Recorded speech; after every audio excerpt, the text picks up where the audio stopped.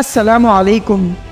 গতকালকে যাত্রাবাড়িতে জুলাই গণহত্যা নিয়ে বিবিসির একটি ডকুমেন্টারি পাবলিশ হয়েছে। চলুন সেই ডকুমেন্টারি নিয়ে একটু বিশ্লেষণ করা যাক। গণহত্যার নির্দেশনা দিয়েছে হাসিনা নিজেই। লিকড অডিওতে স্পষ্টই শোনা যাচ্ছে যে লিথাল ওয়েপেন ব্যবহার করতে বলেছে, মারতে বলেছে, সরাসরি হত্যার আদেশ। এখানে বিন্দুমাত্র সন্দেহের অবকাশ নেই। আওয়ামী রিজিম সরাসরি গণহত্যার সাথে জড়িত ছিল এবং তারা এখনও জুলাইয়ের অবস্থানকে ডিফেন্ড করে যাচ্ছে। এরপরও ফজু রুমিনের মতো বিএনপির যেসব নেতানেত্রী, গোলাম মাওলা রনির মতো এক্স লিগার এবং মাসুদ কামালের মতো যেসব সাংবাদিক ইনিয়ে বিনিয়ে লীগের পক্ষে ওকালতি করছে, তাদের বিরুদ্ধে সমাজের সচেতন অংশের সোচ্চার হওয়া প্রয়োজন। এদের পাবলিকলি শেম করা উচিত, রাস্তাঘাটে এদের কুশপুত্তলিকা পড়ানো উচিত। জুলাই গণহত্যায় সবচেয়ে বেশি খুন করেছে বাংলাদেশের পুলিশ।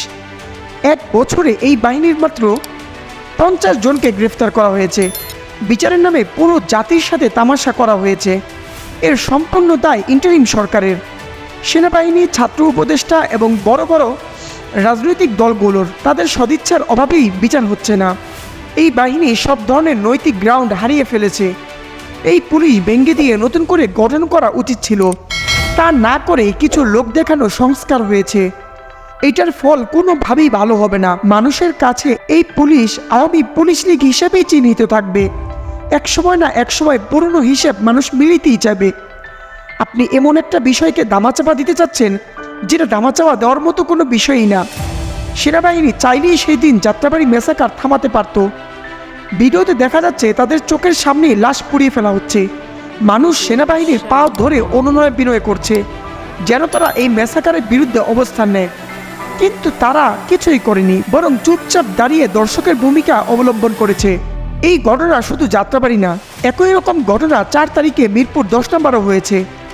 আর্মির সামনে যুবলীগের গুন্ডারা বস্তা থেকে রাইফেল বের করে প্রকাশ্যে মানুষ খুন করেছে, কিন্তু সেই সেনাবাহিনী কিছুই করে নাই। জুলাই গণঅভ্যুত্থানে আর্মির জুনিয়র অফিসার এবং মিড লেভেলের অফিসাররা সমর্থন দিয়েছে, এটা সত্য, কিন্তু সামগ্রিকভাবে আর্মির ভূমিকা নিয়ে গদগদ হওয়ার কিছুই নেই।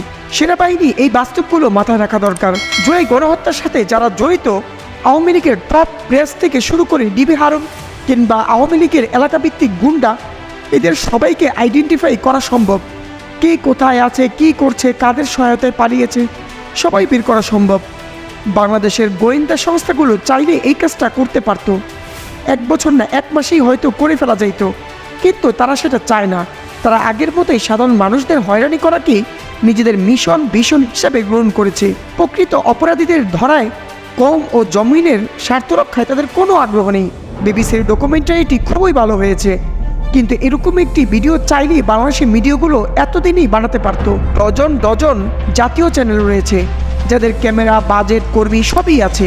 প্রায়শ্চিত্ত করার মতো একটি সুযোগ তাদের কাছে অবশ্যই ছিল, কিন্তু তারা সেটা কোনোভাবেই করেনি, বরং আগের মতোই ক্ষমতার কামড়াকারীতে কুকুরের ভূমিকায় অবতীর্ণ হয়েছে। জুলাই গণহত্যায় মিডিয়ার ভূমিকা নিয়ে তেমন কোনো কাজ হয়নি। উল্টো আন্দোলনের নেতৃত্ব দেওয়া লোকেরা গিয়ে জুলাইয়ের শেষ পর্যন্ত হাসিনাকে সমর্থন দিয়ে যাওয়া মিডিয়াগুলোর পুনর্বাসনের দায়িত্ব কাঁধে তুলে নিয়েছে। যাদের ছবি, যাদের শব্দ, যাদের নিউজ কভারেজে হাসিনার পক্ষে অপপ্রচার চলেছে, গণহত্যার বৈধতা তৈরি হয়েছে, তাদেরকে বলা হয়েছে অভ্যুত্থানের পক্ষের শক্তি। এর দায় ছাত্র আন্দোলনের নেতারা এড়াতে পারে না। হাসিনার রেজিমের মতো পরিস্থিতি যেন আর কখনো তৈরি না হয়, সেটাই আমাদেরকে নিশ্চিত করতে হবে। আর এর জন্য আমাদের জনপরিসরে সোচ্চার এবং সক্রিয় হতে হবে। কেউ এসে সাজিয়ে গুছিয়ে আমাদের হাতে কাঙ্ক্ষিত স্বাধীনতা বস্তু তুলে দিতে যাবে না। আমাদের নিজেদেরই সেটা আদায় করে নিতে হবে। এই মনোভাব না থাকলে হা হুতাশ আর ওয়াইনিং করে তেমন কোনোই লাভ নেই। ধন্যবাদ আমাদের ভিডিওটি দেখার জন্য।